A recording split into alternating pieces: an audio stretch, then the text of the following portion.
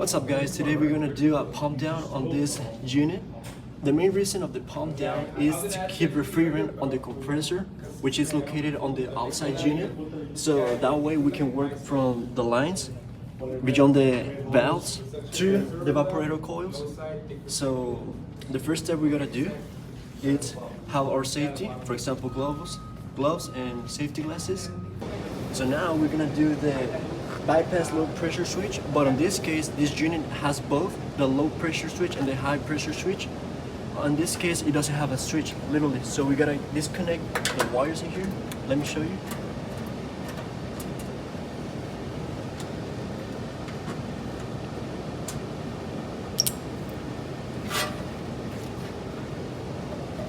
So the wire that controls the low pressure and the high pressure switch is gonna be this one, and this wire it's connected right straight to the thermostat. It's up here. So we're gonna make sure it's turned off. If it's off, we're gonna unscrew this, and here you go. This one is not a live wire, so this line is connected to this one. You just change colors, but they're the same one, so we don't need this. But we're gonna use this one. The other reason why we're doing this is because we need to keep the unit running while we're doing the pump down. So we go ahead and wire these two just like this.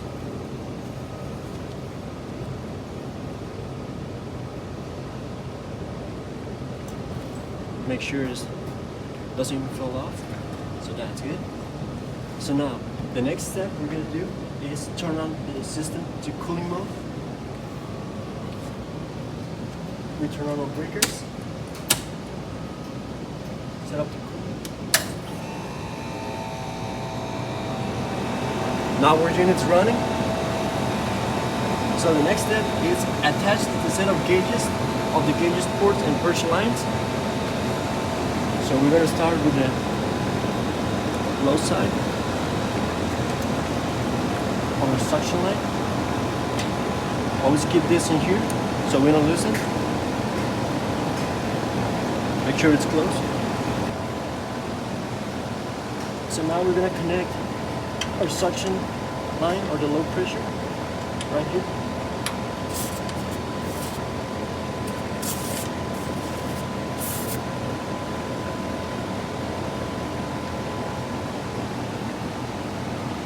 Make sure it's real tight. I did it before the video, but we will always have to make sure our hoses are connected very tight to the manifold. So once this one is connected in time, make sure it's closed with valve valve. Now we're going to proceed with the high side and connect it on the liquid line. Keep these ones right here.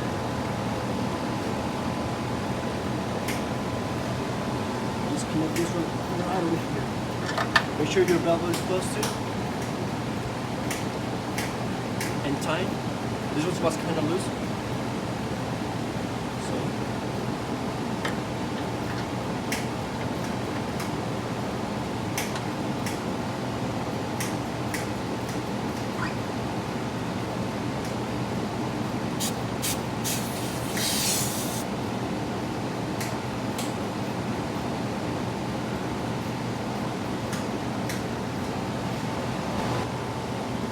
once our hoses are connected, we're going to open the valve valves.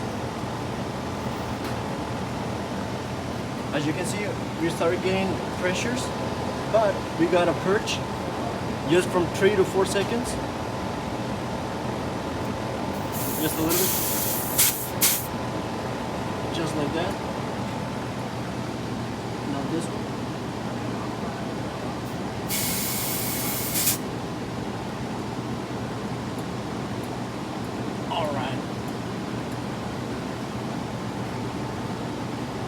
Now, once everything is set up, we're gonna go ahead And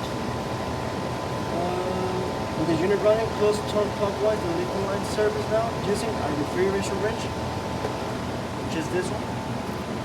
We take off caps.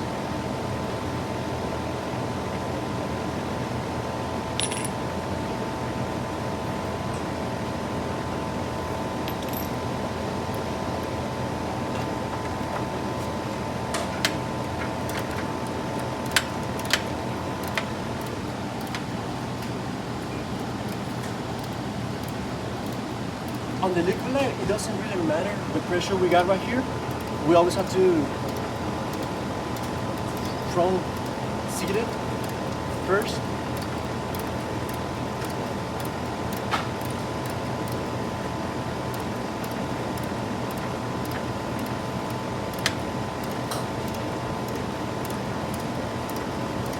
And you will see how the pressure, it will drop in a little bit.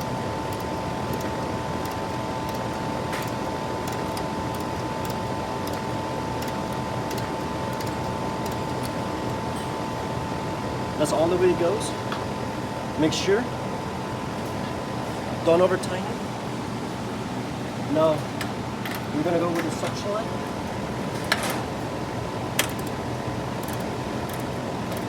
And this one we have to pay attention on the low pressure because we have to make sure it doesn't hit zero. Because whenever it hits zero, we have to disconnect it from its main source of power. As you can hear, it's making noise. We keep going down.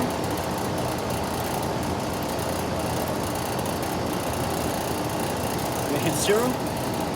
There you go. We disconnect it. Now we gotta close it real quick.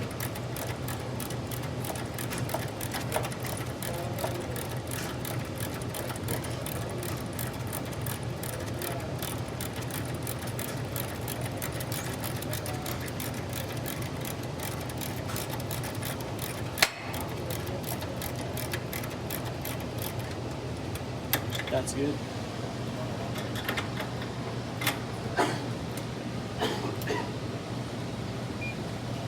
Always make sure you don't have pressure above 20 or 20 because that's against the law and it's illegal to release more than 20 pressure refrigerant into the environment.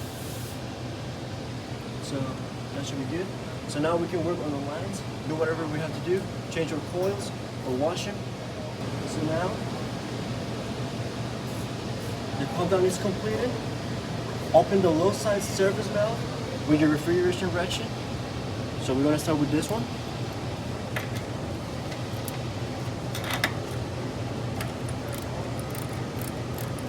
We're gonna open it all the way.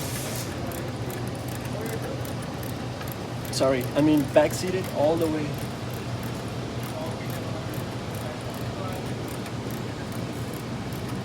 We're not supposed to use the terms closed and open, right?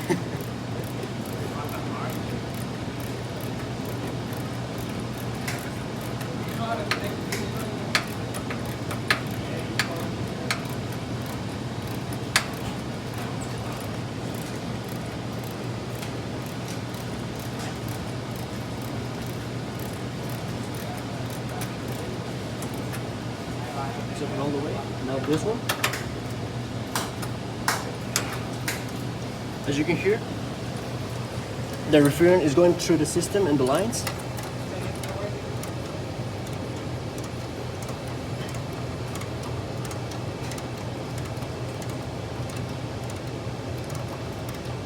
Remember, back-seated all the way.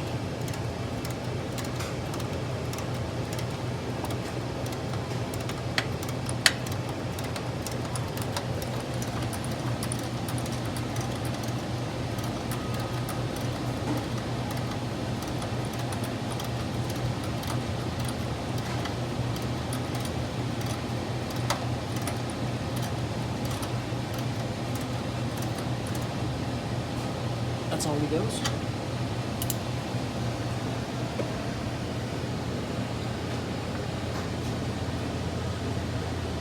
Now we're gonna connect our unit.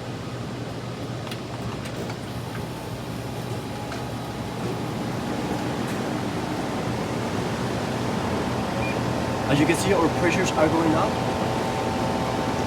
We gotta let it run for 5 minutes, and on the meanwhile, we're gonna connect our clamps so we can read temperatures and pressures.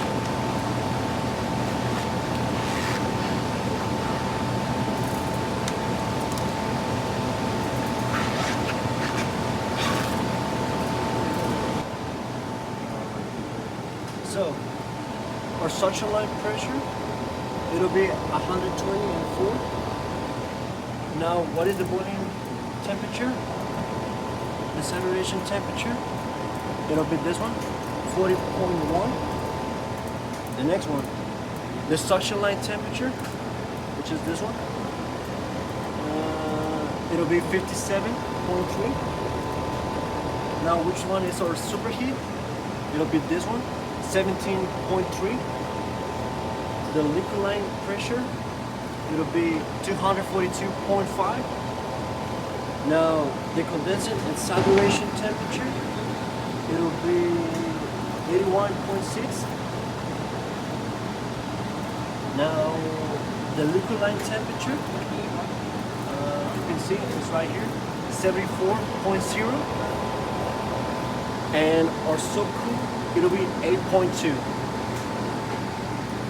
Now, we're gonna proceed to remove our gauges. First, we close the high side. Remove this one right here.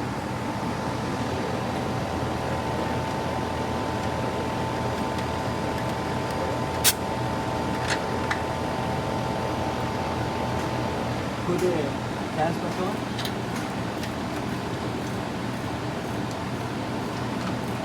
Now we connect this one right over here.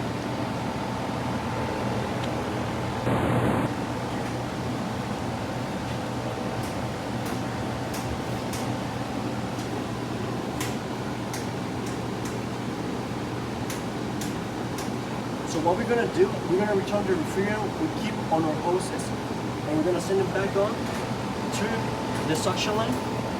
So we're gonna open our hand valve from the high side. We're gonna approach from here.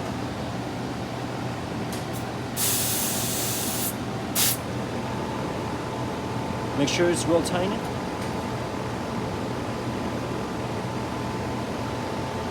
So now, as we can see how the pressures are different, 119.7 and 188.8. So we're gonna open a little bit and close it, so the refrigerant, it doesn't come all liquid to the line. So I'm gonna do it like this. 1, 2, 3. As you can see, the pressures are stabilizing. They're gonna be almost the same. And then at the last one, we're gonna let it open all the way. 122.8, 121, 121.1. So now all the refrigerant is going back on to the unit. So now we can proceed to close our hand valves.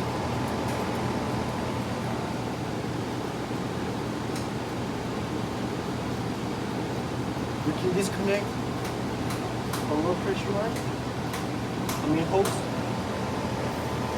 Make sure your bell roll is closed.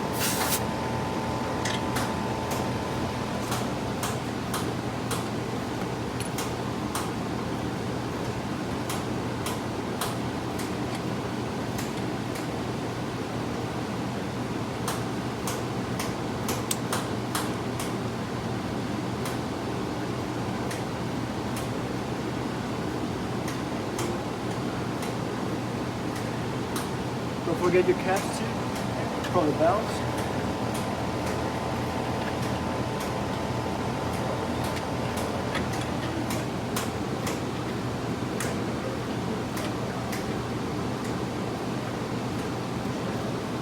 Now we're going to proceed to turn on our thermostat. Set it on off.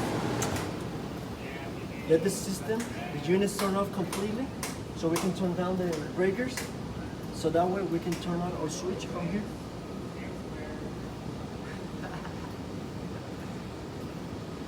It will take like 5-10 seconds, most likely.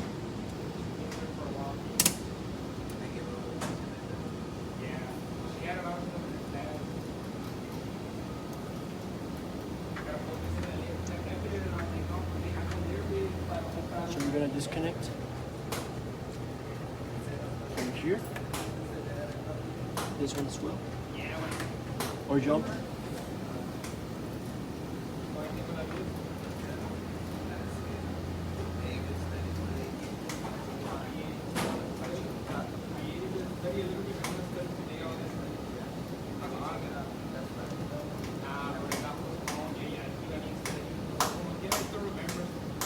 Connect it back on.